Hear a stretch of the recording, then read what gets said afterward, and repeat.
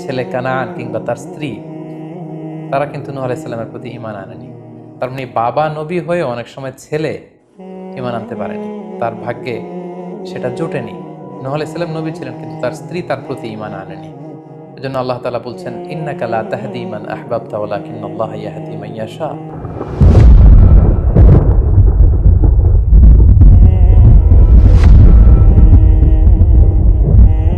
আসসালামু আলাইকুম ওয়া রাহমাতুল্লাহি ওয়া বারাকাতুহু। নাহমাদুহু ওয়া নুসাল্লি আলা রাসূলিহিল কারীম। আম্মা বা'দু ফাআউযু বিল্লাহি মিনাশ শাইতানির রাজীম। বিসমিল্লাহির রাহমানির রাহিম। নূহ আলাইহিস সালাম আউয়ালু রাসূলিন বুইসা ইলা আহলিল আরদ।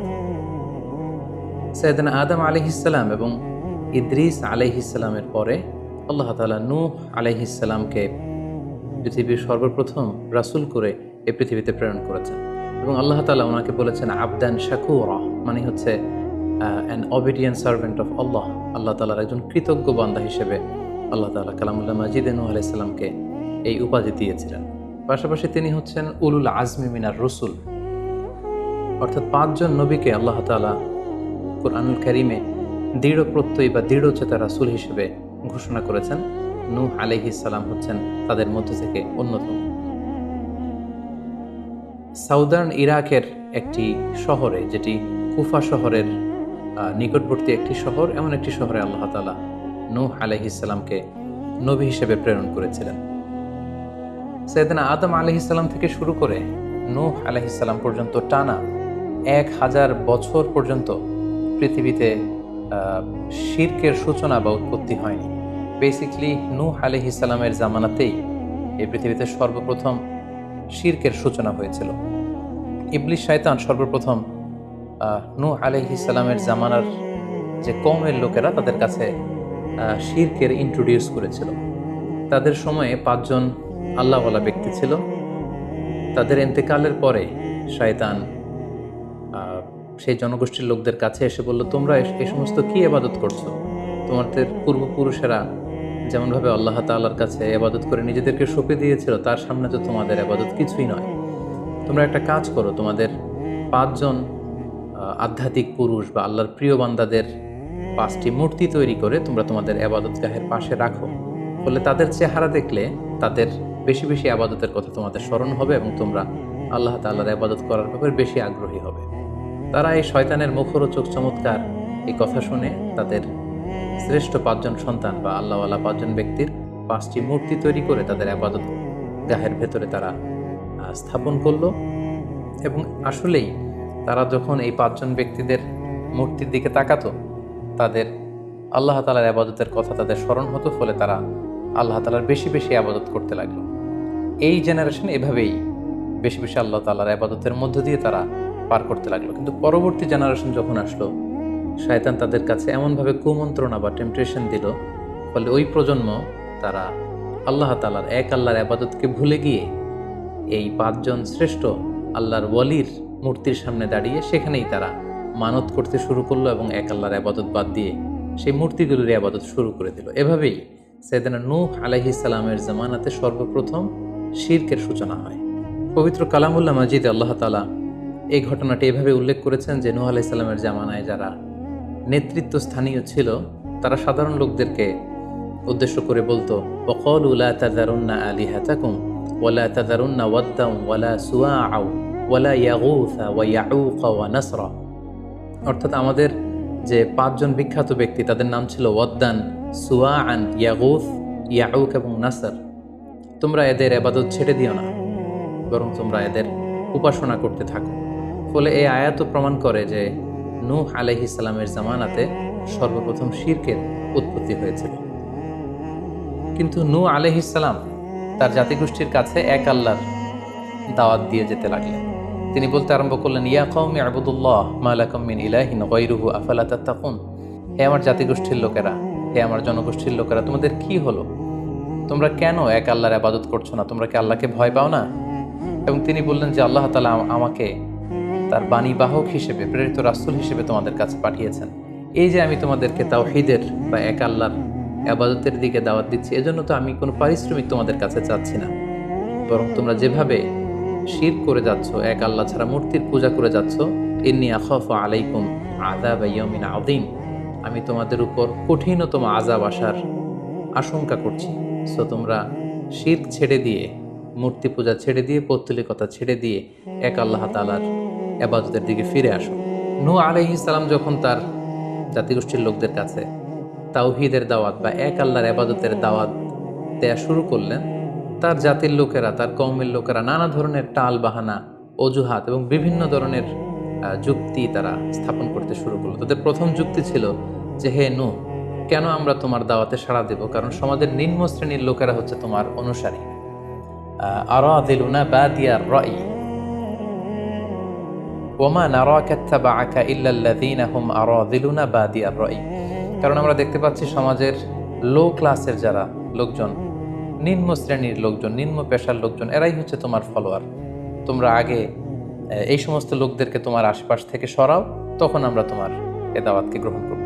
তাদের আরও একটি যুক্তি ছিল যে, তুমি এই নিম্ন শ্রেণীর লোকদেরকে নিয়ে সমাজে ইনফ্লুয়েন্সিয়াল হতে চাচ্ছ। ইয়াতাফাদ্দালু আলাইকুম, এই নূহ হচ্ছে জেলে সমাজ, কৃষক সমাজ, এই সমস্ত নিম্ন শ্রেণীর লোকদেরকে নিয়ে এই সমাজের মধ্যে একটা ইনফ্লুয়েন্স ক্রিয়েট করে সে আমাদের উপর সুপিরিয়র হতে চাইছে। এটা ছিল তাদের আরেকটা যুক্তি।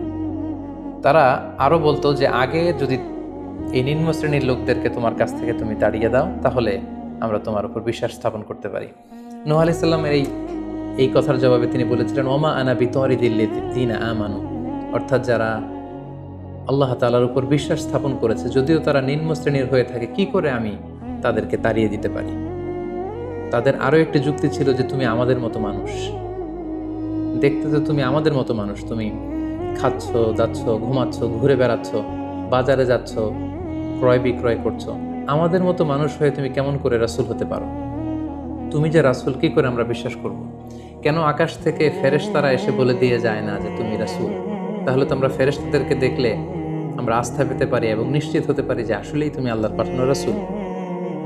এবং তারা পাশাপাশি আরও বলতো যে, আমাদের পূর্বপুরুষরা তো এই সমস্ত মূর্তিরই পূজা করেছে, তাহলে কি তুমি বলতে চাইছো এরা ভ্রান্ত ছিল? সর্বশেষে তারা বলতে আরম্ভ করলো যে, নূহ, তুমি হচ্ছে মিথ্যাবাদী, পাগল এবং ভ্রান্ত, আমরা আমাদের অবস্থানে অটল থাকব।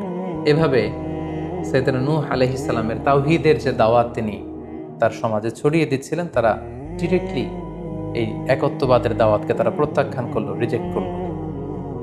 কিন্তু নূহ আলাইহিস সালাম তিনি হাল ছাড়েননি। তিনি টানা 950 বছর তার জাতিগোষ্ঠীর লোকদের কাছে তিনি এক আল্লাহর দাওয়াত দিয়ে যেতে লাগলেন। কালামুল্লাহ মাজিদ আমাদেরকে জানাচ্ছে, ওয়ালাকাদ আরসালনা নূহান ইলা কওমিহি ফালাবিসা ফীহিম আলফা সানাতিন ইল্লা 50 আমা। তিনি 1 বছর, 2 বছর, 10 বছর, 20 বছর নয়, টানা 950 বছর তিনি লাগাতার কন্টিনিউয়াসলি তার কওমের লোকদের কাছে তিনি এই তাওহীদের দাওয়াত দিয়ে যেতে লাগলেন। এবং তিনি দিন রাতকে এক করে টায়ারলেসলি, রেস্টলেসলি তিনি তার জাতিগোষ্ঠীর কাছে এই একই দাওয়াত দিতে লাগলেন। তিনি বলছেন যে, রব্বি ইন্নী দাআউতু কওমি লাইলা ওয়া নাহারা, হে আল্লাহ, দিন রাত তো আমি চেষ্টা করে গেলাম, তাদেরকে তাওহীদের দাওয়াত দিলাম, কিন্তু তারা আমার কথা শুনছে না। ওয়া ইন্নী কুল্লামা দাআউতুহুম লিতাগফিরা লাহুম জাআলু আসাবিআহুম ফি আযানিহিম। এর মানে হচ্ছে, আল্লাহ, আমি যখনই তাদেরকে দাওয়াত দিতাম, তারা তাদের আঙ্গুলগুলো তাদের কানের ভেতরে ঢুকিয়ে রাখতো, যাতে করে আমার তাওহীদের কথা তাদের শুনতে না হয়।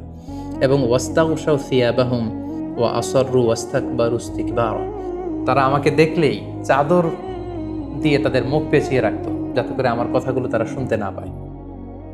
সুম্মা ইন্নী দাআউতুহুম জিহারা। আমি, নূহ আলাইহিস সালাম বললেন, আল্লাহ, আমি দাওয়াতি কাজ করার কোনো মাধ্যমই তো বাকি রাখিনি। আমি প্রথমে পার্সন টু পার্সন আমি প্রাইভেটলি দাওয়াত দিতাম। এটা যখন তারা অস্বীকার করলো, আমি তখন পাবলিক দাওয়াত দেওয়া শুরু করলাম। আমি তাদের বড় গ্যাদারিংসে, বিভিন্ন ফেস্টিভ্যালে যে তাদেরকে এই দাওয়াতের কথা শোনালাম, কিন্তু তারা প্রত্যাখ্যান করেছে। সুম্মা ইন্নী আ'লানতু লাহুম ওয়া আসরারতু লাহুম ইসরারা। অর্থাৎ এই আয়াত থেকে বোঝা যাচ্ছে যে নূহ আলাইহিস সালাম দাওয়াত দেওয়ার বা বাণী বাহকের যে কাজ, এই গুরুদায়িত্ব পালনে কোনো ধরনের প্রক্রিয়া তিনি বাদ রাখেননি। তিনি দিনে রাতে, তিনি প্রাইভেটলি, তিনি পাবলিকলি, তিনি উৎসাহ প্রদানের মাধ্যমে, জান্নাতের সুসংবাদ দেওয়ার মাধ্যমে, কিংবা জাহান্নামের ভয় দেখানোর মাধ্যমে নানাভাবে তার জাতিগোষ্ঠীর কাছে আখিরাতের কথা, আখিরাতে আল্লাহ তাআলার সুপ্রিম কোর্টের কাঠগড়ায় দাঁড়িয়ে জবাবদিহিতার কথা, এক আল্লাহর একত্ববাদের কথা এই দাওয়াতগুলো তিনি দিয়ে গিয়েছেন। কিন্তু অধিকাংশ ক্ষেত্রেই এবং অধিকাংশ লোকগুলোই নূহ আলাইহিস সালামের এই তাওহীদের দাওয়াতকে প্রত্যাখ্যান করেছিল এবং রিজেক্ট করেছিল। এভাবে নূহ আলাইহিস সালাম যখন দাওয়াত দিয়ে যেতে লাগলেন, তার কওমের লোকদের মধ্য থেকে ফাইনাল যে রেসপন্সটি এসেছিল সেটি হচ্ছে ক্বালু লা ইন লাম তানতাহি ইয়া নূহ লা তাকুনান্না মিনাল মারজুমিন। হে নূহ, অনেক হয়েছে, এবার তুমি থামো। তুমি যদি এই দাওয়াত দেয়া বন্ধ না করো তাহলে আমরা তোমাকে স্টোনিং করে, পাথর মেরে, প্রস্তর নিক্ষেপ করে দুনিয়া থেকে বিদায় করে দিই। এবং তারা এও বলল যে ক্বালু ইয়া নূহ ক্বাদ জাদালতানা ফাআকসারতা জিদালানা। অনেক হয়েছে, তুমি অনেক আর্গুমেন্ট আমাদের সাথে দিয়েছো, অনেক তর্ক বিতর্ক তোমার সাথে হয়েছে, এবার থামো। ফাআতিনা বিমা তাইদুনা ইন কুনতা মিনাস সাদিকিন। তুমি যে আযাবের ভয় দেখাচ্ছ পারলে সেটা দেখাও। তুমি আমাদেরকে বলছো যে আমরা যদি এক আল্লাহর ইবাদত না করি, আমরা যদি পৌত্তলিকতা না ছাড়ি, তাহলে আল্লাহ তাআলা আযাব দিয়ে আমাদেরকে ধ্বংস করে দিবে। পারলে সেই ধ্বংসলীলা তুমি আমাদের সামনে নিয়ে আসো, পারলে সেই শাস্তি দেখাও, তুমি যদি সত্যবাদী হয়ে থাকো। এবার নূহ আলাইহিস সালাম তাদের এ ধরনের অ্যাটিটিউড দেখে অনেকটা হতাশ হলেন।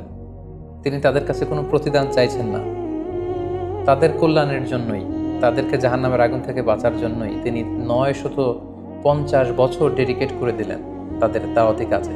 কিন্তু তারা যখন দাওয়াতি কাজে সাড়া দিচ্ছে না, অবশেষে হতাশ হয়ে নূহ আলাইহিস সালাম আল্লাহকে দোয়া করলেন, আল্লাহ ফাফতাহ বাইনি ওয়া বাইনাহুম ফাতহান, আমি আর পারছি না, আপনি এবার এসপার ওসপার করে দিন, আপনি একটা ফয়সালা করে দিন।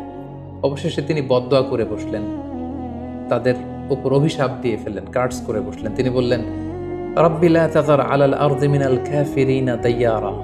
হে আল্লাহ, আপনি এমন আযাব পাঠান, আযাব দিয়ে আপনি কাফিরদের আন্ডা বাচ্চা কাউকে আপনি অবশিষ্ট রাখবেন না। পুরো কাফির সমাজ, মুশরিক সমাজকে আপনি আযাব দিয়ে ধ্বংস করে দেন।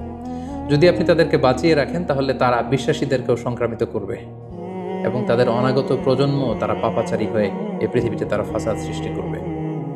নূহ আলাইহিস সালাম যখন এরকম বদদোয়া করলেন, আল্লাহ তাআলা নূহ আলাইহিস সালামের এই অভিশাপ বা বদদোয়াকে কবুল করলেন এবং তিনি নূহ আলাইহিস সালামকে জানিয়ে দিলেন, নূহ, তোমার কথা মতো আমি এবার এটার একটা শেষ দেখে ছাড়বো এবং আমি পৃথিবীতে আযাব পাঠাবো। সে আযাবটি হচ্ছে ভয়ঙ্কর ধরনের বন্যা হয়ে যাবে গোটা পৃথিবীতে, মহাপ্লাবন ঘটবে। সো সে প্লাবন থেকে বাঁচার জন্য ওয়াসনাইল ফুলকা বিআইউনিনা ওয়া ওয়াহিনা, অর্থাৎ হে নূহ, তুমি আমার গাইডেন্স বা আমার পাঠানো দিক নির্দেশনা অনুযায়ী তুমি বিশাল একটি নৌকা বানাও বা কিস্তি বানাও বা বিশাল একটি জলতরী বা নৌযান বানাও,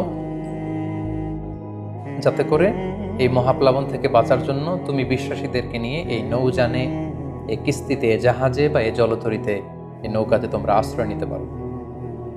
আল্লাহ তাআলার পক্ষ থেকে এই আদেশ যখন আসলো, সাইয়েদনা নূহ আলাইহিস সালাম বিশ্বাসীদেরকে নিয়ে বিশাল এক জলতরী বা নৌকা বা বিশাল এক জাহাজ তিনি তৈরি করলেন। নূহ আলাইহিস সালামের কওমের মুশরিক লোকেরা যখন এই জাহাজ বা নৌকা বানাতে দেখলো, তারা হাসাহাসি শুরু করে দিল। কোরআন বলছে, ওয়া কুল্লামা মাররা আলাইহি মালাউম মিন কওমিহি সাখিরু মিন। তারা যখনই নৌকা বানানো, এই কিস্তি বানানো, এই বিশাল জলতরী বানাতে দেখলো, তারা ঠাট্টা বিদ্রুপ করলো। তারা বলল, নূহ, এই মরুভূমির মাঝখানে কোথায় তুমি এই নৌকা চড়াবে? তোমরা যেহেতু নৌকা বানাচ্ছ, পারলে একটা সাগরও বানিয়ে নাও, যাতে করে তোমাদের এই নৌকাকে, এই জাহাজকে তোমরা ভাসাতে পারো। সাইয়েদনা নূহ আলাইহিস সালাম এবং বিশ্বাসীরা আল্লাহ তাআলার উপর অটল থেকে আল্লাহ তাআলার দেয়া দিক নির্দেশনা অনুযায়ী তারা বিশাল নৌকা তৈরি করে ফেললেন। এ পর্যায়ে আল্লাহ তাআলা নূহ আলাইহিস সালামকে জানালেন যে মহাপ্লাবনের জন্য নূহ তুমি অপেক্ষা করতে থাকো এবং এই প্লাবনটা হবে 40 দিন লম্বা, 40 days long, and the entire wall will be drastically flooded. গোটা বিশ্বের এমন কোনো জায়গা থাকবে না, আনাচে কানাচে গোটা বিশ্বটা এই মহাপ্লাবনের আওতায় এসে পৃথিবীর সব প্রাণীগুলো মারা যাবে। সো তুমি কি করে বুঝবে যে আমি কখন এই মহাপ্লাবন পৃথিবীতে দিচ্ছি? সেটার একটা সাইন হচ্ছে, তুমি যখন চুলার ভেতর থেকে ফুরফুর করে, কলকল করে পানি বেরোতে দেখবে, তখনই বুঝবে যে সে টাইমটা চলে এসেছে। তখন তুমি হাত্তা ইদা জা আমরুনা বা ফারাত তান্নুর, চুলার ভেতর থেকে আগুনের পরবর্তীতে, আগুনের বিপরীতে পানি ছুটতে আরম্ভ করবে, তখনই বুঝবে যে সে সময়টা চলে এসেছে, মহাপ্লাবনের সময়টা একেবারে ঘনিয়ে এসেছে। কুল নাহমিল ফিহা মিন কুল্লি যাওজাইনি ইসনাইন, তখন তুমি সমস্ত বিশ্বাসী বান্দাবান্দীদেরকে, যারা তোমার ফলোয়ার, যারা একত্ববাদে বিশ্বাসী তাদেরকে নিয়ে সেই নৌকায় তুমি আরোহণ করবে এবং প্রতিটি প্রাণী থেকে জোড়ায় জোড়ায়, অর্থাৎ ম্যাসকুলিন অ্যান্ড ফ্যামিনিন, নারী পুরুষ জোড়ায় জোড়ায় তুমি নিয়ে সেই নৌকাতে আরোহণ করবে। কারণ এই মহাপ্লাবনটা এত ভয়ঙ্কর মহাপ্লাবন হবে, ফলে পৃথিবীতে কেউ বেঁচে থাকবে না এবং তোমরাই হবে নেক্সট জেনারেশন, এবং তোমাদের থেকেই পৃথিবী আবার নতুন করে সভ্যতা বিনির্মিত হবে এবং তোমাদের থেকে নতুন করে পৃথিবীর সব প্রাণীকুল আবার নতুন করে বংশবিস্তার শুরু হবে। আল্লাহ তাআলার এই গাইডেন্স অনুযায়ী নূহ আলাইহিস সালাম অপেক্ষা করতে লাগলেন যে কখন চুলার ভেতর থেকে কলকল করে পানি বেরোয়। হঠাৎ করে তিনি একদিন দেখতে পেলেন যে চুলার ভেতর থেকে পানি বেরোচ্ছে। তিনি সমস্ত বিশ্বাসীদেরকে নিয়ে এবং বিভিন্ন প্রাণীকুল থেকে জোড়ায় জোড়ায় নারী পুরুষ দুই ধরনের জেন্ডারকে একত্রিত করে নিয়ে তিনি আল্লাহ তাআলার নামে সেই নৌকার মধ্যে আরোহণ করলেন এবং আল্লাহ বললেন, ওয়াকাল আরকাবু ফিহা বিসমিল্লাহি মাজরেহা ওয়া মুরসাহা ইন্না রাব্বি লাগফুরুর রহিম। আল্লাহ বললেন, তোমরা যখন আরোহণ করবে তোমরা আল্লাহর নামে আরোহণ করবে, অর্থাৎ বিসমিল্লাহ বলে আরোহণ করবে। কারণ তোমাদের এই নৌকার, এই জাহাজের গতি এবং স্থিতি এটা হবে আল্লাহর নামে। এটার সেইলিং বা অ্যাঙ্করিং, এটার পানির উপরে ভেসে চলা এবং এটার নোঙর ভিড়ানো সবটাই হবে আল্লাহ তাআলার নামে। এবং আল্লাহ তাআলার আদেশ অনুযায়ী নূহ আলাইহিস সালাম সবাইকে নিয়ে সেই নৌকায় আশ্রয় নিলেন। কোরআন আমাদেরকে জানাচ্ছে, ওহিয়া তাজরি বিহিম ফি মাউজিন কাল জিবাল। গোটা বিশ্বব্যাপী এমন ভয়ঙ্করভাবে আকাশ থেকে ঝুম বৃষ্টি নাজিল হলো, জমিন তার ভেতরে থাকা পানিগুলোকে উপরে উদ্গীরণ করে দিতে লাগলো, উপর থেকে পানি, নিচ থেকে পানি, ফলে গোটা বিশ্বে এক মহাপ্লাবনের পরিস্থিতি তৈরি হলো। এবং সেই ভয়ঙ্কর প্লাবনের মধ্যে, সেই ঝড় ঝাপটার মধ্যে, সেই পানির মধ্যে নূহ আলাইহিস সালামের সেই কিস্তি বা সেই জলতরী বা সেই নৌকা ভাসতে লাগলো। কোরআন বলছে যে ফি মাউজিন কাল জিবাল, বিশাল পাহাড় সম ঢেউয়ের মধ্যে নূহ আলাইহিস সালামের তরী আল্লাহর নামে ভাসতে আরম্ভ করলো এবং আল্লাহর নামে নূহ আলাইহিস সালাম সেই তরী ভাসিয়ে দিলেন। মহাপ্লাবনের ঠিক কিছু আগে নূহ আলাইহিস সালাম ওনার ছেলে কানাআনকে আহ্বান করলেন যে, কানাআন, তুমি এই নৌকার মধ্যে আরোহণ করো। আমরা ইতিহাস থেকে আমরা জেনেছি যে নূহ আলাইহিস সালামের 4 জন সন্তান ছিল, হাম, সাম, ইয়াফাস, কানাআন। এই 4 জন সন্তানের মধ্যে 3 জন ঈমান এনেছে, শুধু কানাআন ছাড়া। নূহ আলাইহিস সালাম কানাআনকে বললেন, কানাআন ইয়া বুনাইয়া ইরকাব মাআনা, হে আমার প্রিয় সন্তান, তুমি নৌকায় ওঠো, আল্লাহর কাছে তওবা করো। কিন্তু কানাআন নূহ আলাইহিস সালামের এই আহ্বানের প্রত্যুত্তরে তিনি বলেছিলেন, আমি নৌকায় উঠবো না, সাআবি ইলা জাবালিন ইয়াসিমুনি মিনাল মা, আমি পাহাড়ের চূড়ায় যেয়ে দাঁড়াবো, পাহাড় আমাকে পানি থেকে বাঁচাবে, কারণ এই বন্যার পানি তো পাহাড় পর্যন্ত পৌঁছতে পারবে না। নূহ আলাইহিস সালাম বললেন, ক্বালা লা আসিমাল ইয়াউমা মিন আমরিল্লাহ ইল্লা মার রাহিম, হে কানাআন, আজকে আল্লাহর এই গজব থেকে, এই আযাব থেকে, এই মহাপ্লাবন থেকে বাঁচানোর কেউ নাই, কেউ তোমাকে বাঁচাতে পারবে না। পাহাড় তোমাকে আজকে সুরক্ষা দিতে পারবে না, বাঁচাতে পারবে না, আজকে বাঁচানোর কেউ নেই, তুমি তাড়াতাড়ি উঠে আসো এখানে। কিন্তু নূহ আলাইহিস সালামের ছেলে কানাআন অস্বীকৃতি জ্ঞাপন করলো। কোরআন বলছে, ওয়াহালা বাইনাহুমাল মাউজু ফাকানা মিনাল মুগরাকিন, বাবা আর ছেলের মধ্যে যখন এ ধরনের কথা চলছিল, হঠাৎ করে বিশাল এক সাগরের ঢেউয়ের ধাক্কা এসে নূহ আলাইহিস সালামের সন্তান কানাআনকে পানির মধ্যে ডুবিয়ে দিল। তাহলে এই আয়াত থেকে বুঝলাম কানাআন যারা ডুবে গিয়েছিল তাদের অন্তর্ভুক্ত হয়েছিল। এবং মজার ব্যাপার হচ্ছে, নূহ আলাইহিস সালামের স্ত্রীও এই মহাপ্লাবন থেকে বাঁচতে পারেনি। সেও ঈমান না আনার কারণে যারা ধ্বংস হয়েছিল, যাদের সলিল সমাধি হয়েছিল মহাপ্লাবনের পানির মধ্যে, নূহ আলাইহিস সালামের স্ত্রীও সেখানে নিহত হয়েছেন। এখন একটি প্রশ্ন এসে দাঁড়ায়, সেটি হচ্ছে যে এটা কি একটা গ্লোবাল ডিজাস্টার ছিল কিনা? এটা কি ইরাকের সেই সাউদার্ন পার্টেই শুধু এই বন্যাটা হয়েছিল, না গোটা বিশ্বব্যাপী হয়েছিল? এ নিয়ে ঐতিহাসিকদের মধ্যে অনেক ধরনের মতামত পাওয়া যায়। তবে একটা বড় সংখ্যক ঐতিহাসিক মুআররিখুন তারা বলেছেন যে ইট ওয়াজ এ গ্লোবাল ডিজাস্টার। এই ফ্লাড, এই বন্যাটা ছিল গোটা বিশ্বব্যাপী। কারণ আল্লাহ তাআলা কোরআনে বলেছেন, নূহ আলাইহিস সালামের বদদুয়ার কথা বলেছেন। নূহ আলাইহিস সালাম বলেছেন যে, রব্বি লা তাযার আলাল আরদি মিনাল কাফিরিনা দাইয়ার, হে আল্লাহ, এই জমিনে একজন কাফিরকেও আপনি বাঁচিয়ে রাখবেন না। সো এই আর্থ শব্দটা প্রমাণ করে তিনি গোটা বিশ্বের দিকে ইঙ্গিত করেছেন। এবং আল্লাহ যখন জমিনকে ইঙ্গিত করেছেন, ইয়া আরদুবলাই, হে পানি তুমি নিচের দিকে চলে যাও, ফলে এই আর্থ দ্বারা বোঝা যাচ্ছে যে শুধু ইরাকের সেই সাউদার্ন ইরাকের কুফা শহরের পাশেই এই বন্যাটা লিমিটেড বা সীমিত ছিল না, বরং এই ডিজাস্টারটা ছিল একটা গ্লোবাল ডিজাস্টার। গোটা বিশ্বব্যাপী মহাপ্লাবনের পানিতে গোটা বিশ্বের সব সয়লাভ হয়ে গিয়েছিল। 40 দিন এই বন্যাটা কন্টিনিউ করেছে এবং 40 দিনের এই সময়ে মহাপ্লাবনে যত কাফির মুশরিক এবং নূহ আলাইহিস সালামের সময়কালের যত মুশরিক এবং অবাধ্য লোকেরা ছিল সবাইকে আল্লাহ তাআলা এই বন্যার মাধ্যমে ধ্বংস করেছেন। 40 দিন পর আল্লাহ তাআলা আদেশ করলেন, ইয়া আরদু বুলাঈ মাআকি ওয়া ইয়া সামাউ আকলিঈ, অর্থাৎ হে আকাশ তুমি বৃষ্টি বর্ষণ করা এবার স্টপ করো, এবার বন্ধ করো। এবং জমিনকে বললেন, জমিন তুমি যে মাটির ভেতর থেকে পানি বের করছিলে, এই পানি বের করা বন্ধ করে তুমি ভূপৃষ্ঠের উপরে থাকা পানিগুলোকে গিলে ফেলো। ওয়াকিদল মা, ফলে আল্লাহ তাআলার আদেশের সাথে সাথে পানি বর্ষণ এবং পানি জমিনের ভেতর থেকে বের হয়, এটা বন্ধ হলো।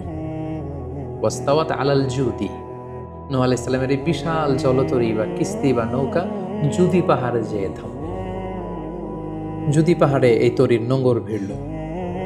এখন জুদি পাহাড়টা কোথায়? কিছু কিছু ঐতিহাসিকরা বলেছেন যে ইরাকের মোসেল শহরে একটি বিশাল মাউন্টেন রেঞ্জ রয়েছে, সেই পাহাড়ের একটা অংশের নাম হচ্ছে জুদি পাহাড়। কোনো কোনো ঐতিহাসিকগণ বলেছেন এই জুদি পাহাড়টি আর্মেনিয়াতে অবস্থিত।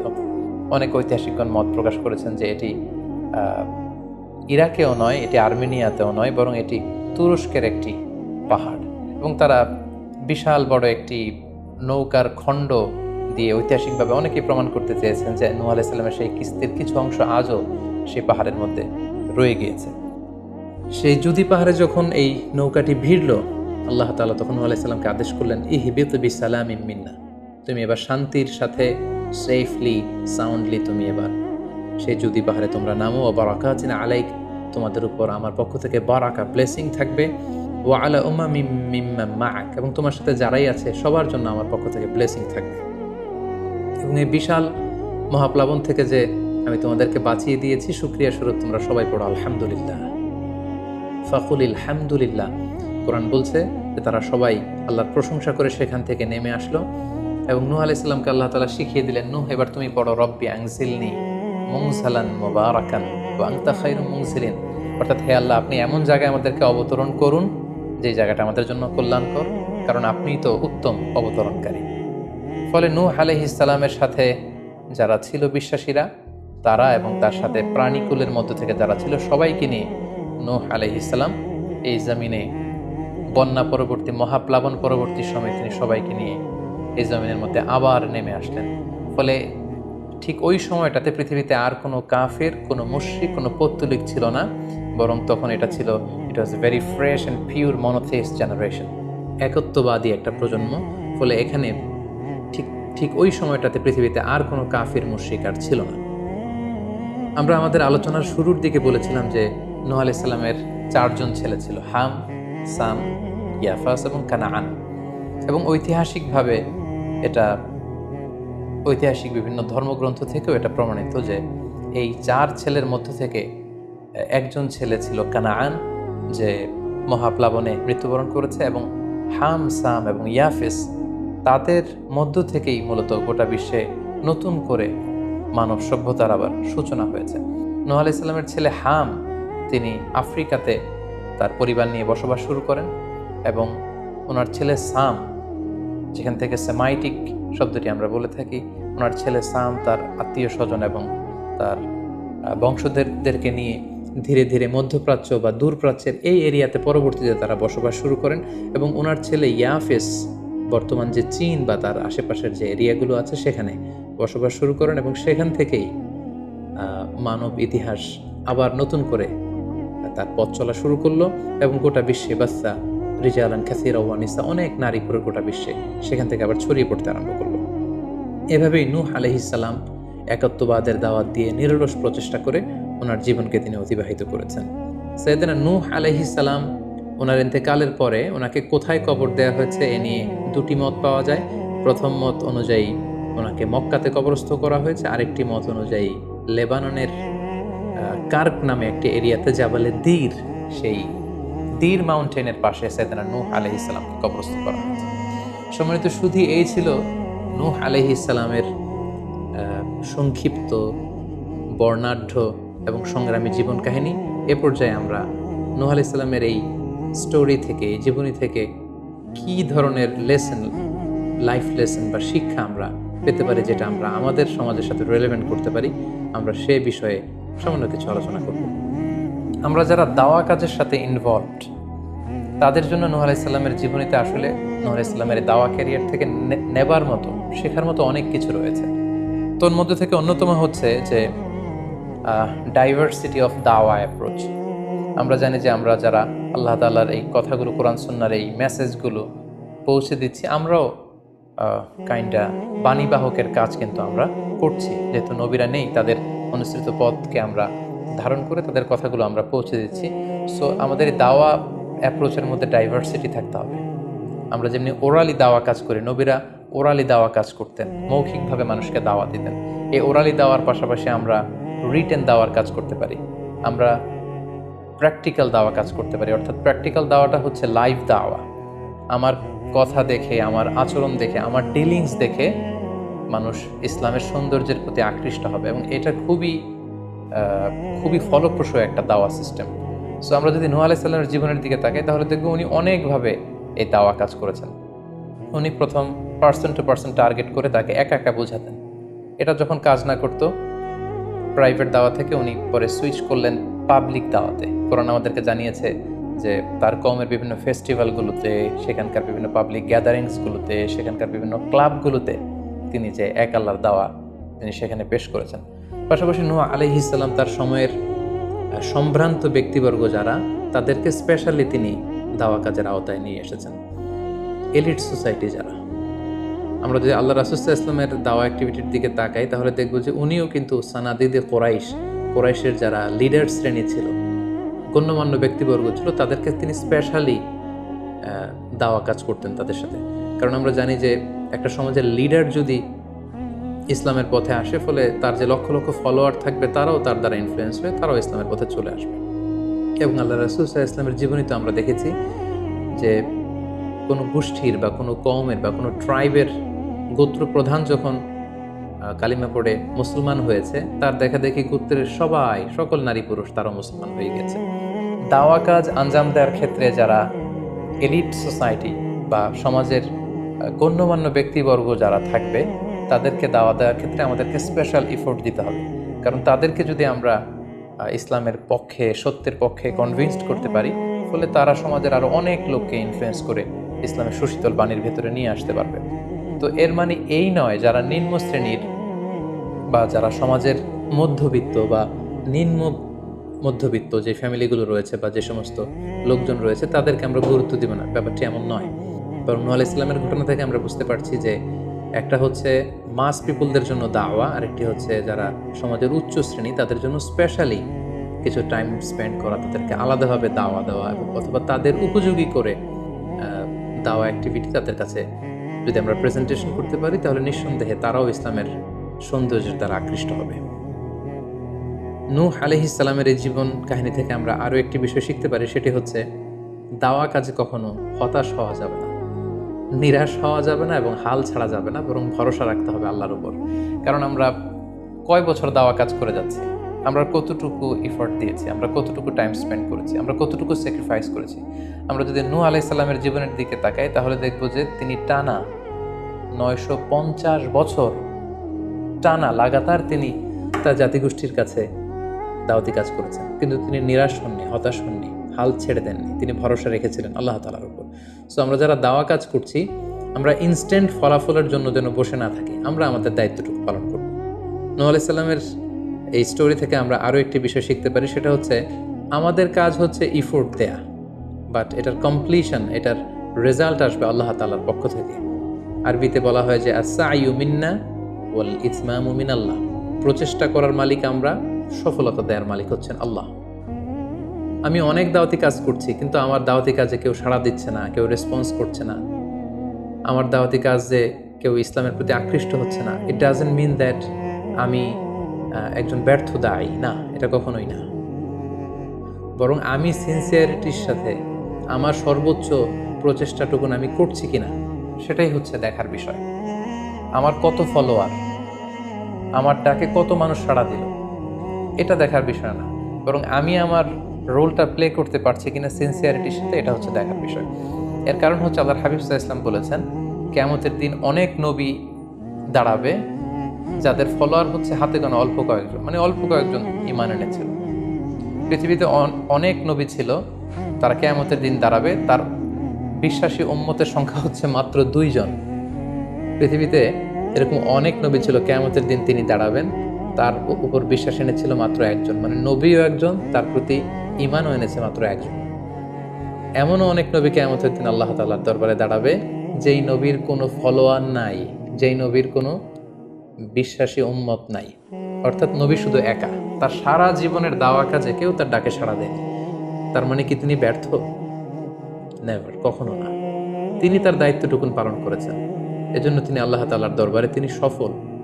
সো কে আপনার ডাকে সাড়া দিবে, কে ইসলামের পথে আসবে, এটা আমাদের দেখার বিষয় না। আমাদের দেখার বিষয় হচ্ছে আমরা আমাদের দায়িত্বটুকুন পালন করেছি কিনা, আমরা কোরআনের, ইসলামের সুন্দর বিউটিফুল মেসেজগুলো আমরা পৌঁছে দিতে পেরেছি কিনা। That should be hour concern, সেটাই হচ্ছে আমাদের দায়িত্ব। সূরা হুদে নূহ আলাইহিস সালামের ফলোয়ার কত ছিল এ ব্যাপারে আমরা জানতে পারি। আল্লাহ তাআলা বলছেন, ওয়ামা আমানা মাআহু ইল্লা কালিল, মানে নূহ আলাইহিস সালামের জাতিগোষ্ঠীর হাতে গোনা অল্প কিছু লোক ছাড়া তার প্রতি অন্যান্যরা ঈমান আনেনি। এই অল্প কিছু লোক, তাদের সংখ্যা কত? তাফসীর ইবনে কাসীরে এসেছে, সাইয়েদনা ইবনে আব্বাস বলেন যে কানু 80 নাফসান মিনহুম নিসাউহুম, নারী পুরুষ মিলিয়ে 80 জন। Could you imagine that? 950 বছরের দাওয়াতি ক্যারিয়ারে ওনার পরিমাণ এনেছে মাত্র 80 জন। তার মানে প্রতি 100 বছরে অন অ্যান অ্যাভারেজ 10 জন ওনার উপর ঈমান আনেনি। কিন্তু উনি হচ্ছেন উলুল আজমি মিনার রসুল, এই মহাবিশ্বের 5 জন শ্রেষ্ঠতম নবীদের মধ্য থেকে তিনি হচ্ছেন অন্যতম। সো আমাদেরকে দেখতে হবে আমরা আমাদের দায়িত্বটুকুন পালন করছি কিনা, কতজন আমাদেরটাকে সাড়া দিল, কতজন আমাদের ফলোয়ার হলো, কতজন ইসলামের পথে আসলো কে আসলো না, সেটা আল্লাহ তাআলা নির্ধারণ করবেন। নূহ আলাইহিস সালামের জীবনী থেকে আমরা আরও যে শিক্ষাটি পাই, এবং এটি খুবই গুরুত্বপূর্ণ একটি লেসন, সেটা হচ্ছে হিদায়া অনলি বিলংস টু আল্লাহ। হেদায়েত দেওয়ার মালিক হচ্ছেন Allah. Canaan and the wife of Nuh for example, যেমন নূহ আলাইহিস সালামের ছেলে কানাআন কিংবা তার স্ত্রী, তারা কিন্তু নূহ আলাইহিস সালামের প্রতি ঈমান আনেনি। তার মানে বাবা নবী হয়ে অনেক সময় ছেলে ঈমান আনতে পারেনি, তার ভাগ্যে সেটা জোটেনি। নূহ আলাইহিস সালাম নবী ছিলেন, কিন্তু তার স্ত্রী তার প্রতি ঈমান আনেনি।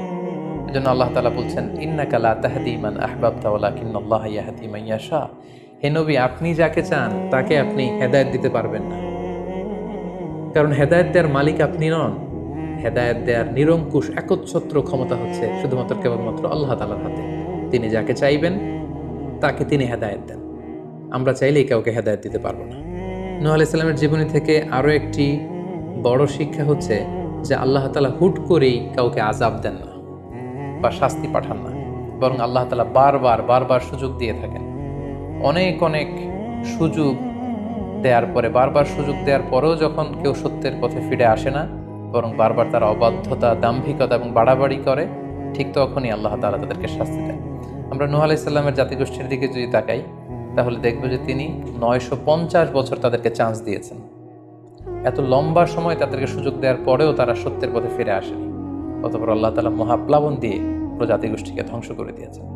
নূহ আলাইহিস সালামের জীবনী থেকে সর্বশেষ যে শিক্ষাটি আমরা পাই, সেটি হচ্ছে সব ধ্বংস নয়, কিছু ধ্বংস আছে যেটা আবার নতুন করে সৃষ্টি করে, অর্থাৎ সৃষ্টির জন্য ধ্বংস। আমরা যদি দেখি যে আল্লাহ তাআলা এমন এক গজব পাঠালেন, এমন এক পানিশমেন্ট দিলেন, এমন এক মহাপ্লাবন দিলেন, যেটা দিয়ে গোটা পৃথিবীবাসীকে তিনি ধ্বংস করেছেন, অল্প কিছু মানুষ ছাড়া। কিন্তু আমরা যদি অন্য দিক থেকে খেয়াল করি, তাহলে দেখব যে এই ধ্বংসটি ধ্বংসের জন্য নয়, এই ধ্বংসটি ছিল নতুন করে সৃষ্টির জন্য। আমরা দেখি যে অনেক এলাকাতে অগ্নিকাণ্ড ঘটে, সেখানে হয়তো বেড়ার ঘর ছিল, টিনের ঘর ছিল, তো অগ্নিকাণ্ড ঘটার পরে সেখানে বিশাল করে বিল্ডিং তৈরি হয়। তার মানে সব ধ্বংসের জন্য নয়, কিছু ধ্বংস আছে সৃষ্টির জন্য। নূহ আলাইহিস সালামের ক্ষেত্রেও এই ধ্বংসের ব্যাপারটি ঠিক এমনই ঘটেছিল। এই ধ্বংসটা শুধু ধ্বংসের জন্য নয়, বরং কাফিরদেরকে, মুশরিকদেরকে ধ্বংস করে দিয়ে নতুন এক একত্ববাদী প্রজন্মের সূচনা যাতে পৃথিবীতে ঘটে, সেজন্য আল্লাহ তাআলা এই ধ্বংসের সূচনা করেছিলেন। আল্লাহ তাআলা আমাদের সবাইকে আম্বিয়া আলাইহিমুস সালামদের অনুসৃত পথে থেকে তাদের মত এবং পথকে বেছে নিয়ে সিরাতুল মুস্তাকিমে পরিচালিত হওয়ার তৌফিক দান করুক। আসসালামু আলাইকুম ওয়া রাহমাতুল্লাহি ওয়া বারাকাতুহু।